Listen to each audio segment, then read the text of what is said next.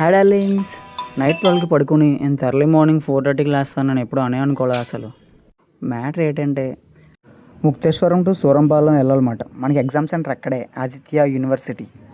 మన ఇంటి దగ్గర నుంచి అమలాపురం వెళ్ళిపోయి అమలాపురంలో టిఫిన్ తీసేసుకొని అక్కడి నుంచి నాన్ స్టాప్ బస్ ఎక్కామంటే డైరెక్ట్ కాకినాడ. మా ఫ్రెండ్స్ టికెట్ తీసుకోవడానికి వెళ్ళింది, ఈమెమో 2 సెపరేట్ టికెట్స్ తీసుకొచ్చింది. సింగిల్ టికెట్స్ తీసింది, మధ్యలో దిగిపోద్ది అనుకుంటా.